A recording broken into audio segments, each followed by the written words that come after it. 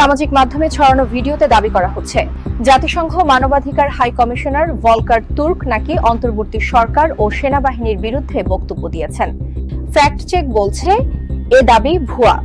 ভিডিওটি আসলে 2024 সালের জুলাইয়ের পুরনো বক্তব্য, যেখানে ছাত্র আন্দোলন নিয়ে তিনি জরুরি তথ্য প্রকাশের আহ্বান জানিয়েছিলেন।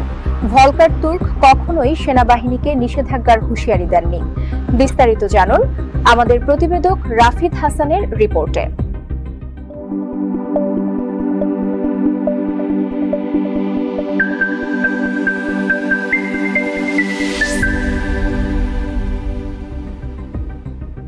সাম্প্রতিক সময়ে সামাজিক যোগাযোগ মাধ্যমে একটি ভিডিও ছড়িয়ে দাবি করা হচ্ছে জাতিসংঘের মানবাধিকার হাই কমিশনার ভলকার তুর্ক নাকি বাংলাদেশে অন্তর্বর্তীকালীন সরকারের অবৈধ ক্ষমতা দখল, বিচার বহির্ভূত হত্যা ও জঙ্গি তৎপরতা বৃদ্ধির প্রমাণ পেয়েছেন।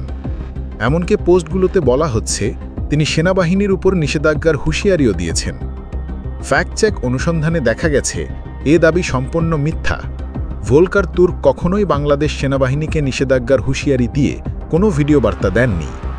আসলে এটি 2024 সালের জুলাই মাসের একটি পুরনো ভিডিও, যেখানে বৈষম্য বিরোধী ছাত্র আন্দোলন চলাকালে দমনপীড়নের বিষয়টি নিয়ে জরুরি ভিত্তিতে পূর্ণাঙ্গ তথ্য প্রকাশের আহ্বান জানিয়েছিলেন তিনি। জাতিসংঘের মানবাধিকার দপ্তরের অফিসিয়াল পেজে সেই ভিডিও এখনও পাওয়া যায়। অতএব অন্তর্বর্তীকালীন সরকার ও সেনাবাহিনীর বিরুদ্ধে ভলকার তুর্কের সাম্প্রতিক বক্তব্য দাবিটি ভুয়া। পুরনো ভিডিও ব্যবহার করে উদ্দেশ্যপ্রণোদিতভাবে মিথ্যা প্রচারণা চালানো হচ্ছে।